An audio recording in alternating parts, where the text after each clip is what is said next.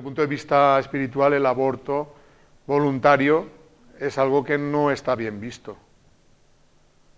Hay que pensar que a partir del momento de la concepción ya hay un espíritu que intenta encarnar y que se liga al bebé en gestación. Entonces, a partir de ahí, las decisiones que tú tomas ya afectan a ese espíritu. Si tú no quieres tener hijos, toma medidas anticonceptivas, porque ahí no estás perjudicando a nadie. Pero una vez el espíritu ya está intentando venir a este mundo, lo que hagas le está perjudicando a él. Entonces, el aborto, desde el punto de vista espiritual, no es nada bueno. Pero tú crees que está bien, no pasa nada.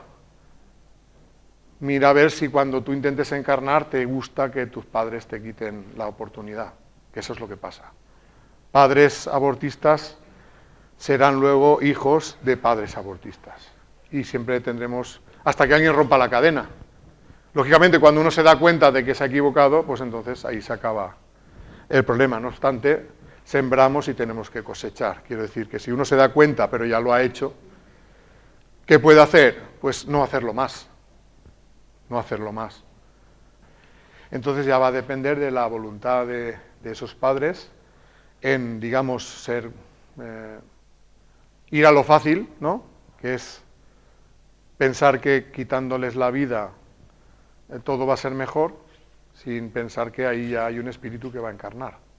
Entonces suele ser el padre abortista o la madre abortista, suelen ser hijos que van a encarnar con padres que van a tener esa misma tendencia. Lógicamente esto genera discordia entre ellos, porque lógicamente el que quiere encarnar no se toma bien que sus padres no quieran recibirlo. Si el espíritu intenta encarnar en una ocasión y se lo impiden, intenta en la otra y le dejan, en cierta manera el mal ha sido reparado. Pero si no lo consigue, pues se queda pendiente para otra vida.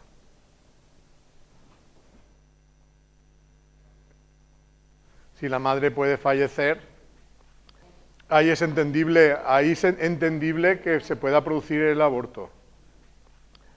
Sí, es entendible.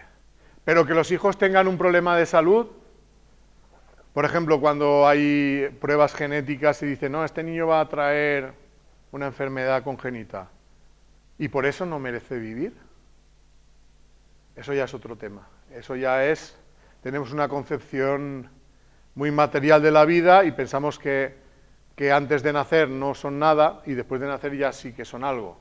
Y pensamos que no pasa nada. Si ese espíritu tiene que venir a este mundo con alguna enfermedad congénita, es porque lo ha pedido y esa vida sí que es útil para él. Cuando Hitler mataba a los niños defectuosos pensábamos que era una atrocidad, ¿no? Cuando hacían la eugenesia esa, ¿no? ¿Por qué es una atrocidad después de nacer y no lo es antes de nacer? Por la concepción que tenemos material de la vida. Pensamos que antes de nacer no es un ser humano, no tiene derechos, después de nacer sí. ¿Dónde ponemos el listón? ¿Cuándo el ser humano es un ser humano? ¿Cuando nace? ¿A los 5 meses? ¿A los 3? ¿A los 4? ¿Dónde lo ponemos? Ese es el quid de la cuestión. Para mí es a partir de la concepción cuando deberíamos poner el listón. Ahí es cuando empieza la unión entre el espíritu que encarna con su soporte material. Entonces a partir de ahí no deberíamos cortar la vida, ni siquiera cuando el espíritu va a venir con una enfermedad. Que de hecho muchas veces no es cierto, ¿eh? Yo he conocido casos que le han hecho pruebas a la madre del feto, ¿no? Y han dicho, va a traer tal enfermedad. Y la madre ha dicho, me da igual. Yo quiero a este hijo, me da igual, aunque venga. Y no la ha tenido. Y entonces dicen, o sea que yo hubiera abortado y encima el niño venía sano.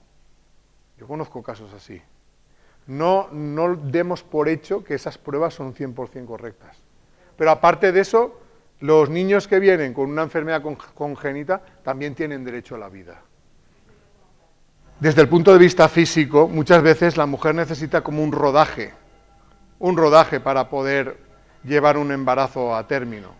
Entonces, en las primeras semanas de embarazo, incluso el primer mes y pico, si no hay si digamos no todo va bien encaminado, se suelen producir abortos espontáneos. Y en cierta manera eso es una preparación para un embarazo posterior.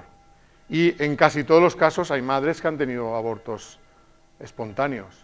Si este es el motivo, no tiene mayor importancia. Simplemente es un ensayo de la naturaleza para luego el intento real, ¿no? Es como una prueba, ¿no?, de embarazo. Entonces el espíritu ahí no va a encarnar porque sabe que eso ya no va a ir a término. Hay veces que sí que el espíritu quiere nacer, pero se encuentra con un entorno hostil. Hostil quiere decir que aunque no le quieren abortar, no es bien recibido. No es bien recibido, no es querido.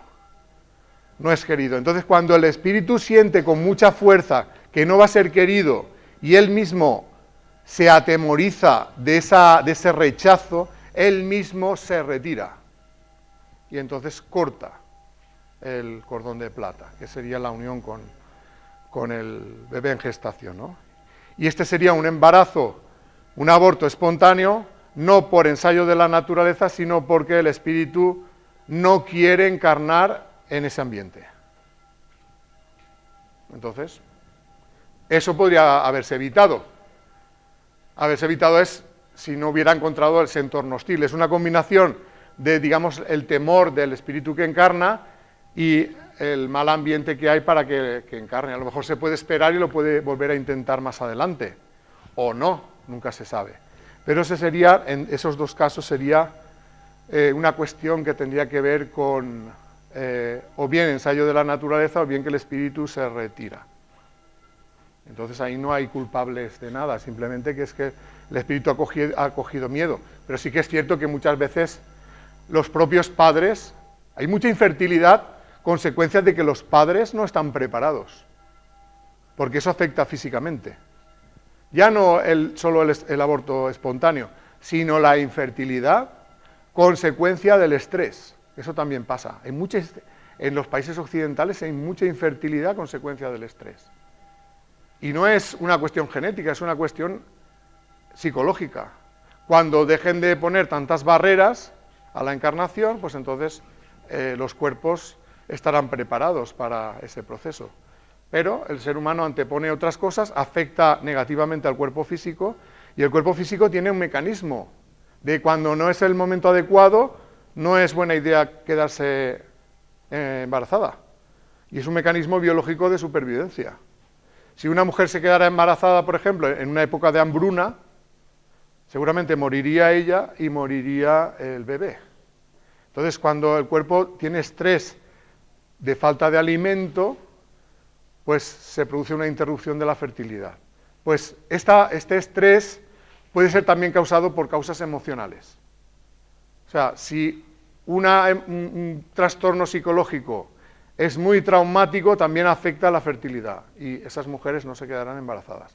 Será temporal. Si resuelven los conflictos, volverán a recuperar la fertilidad.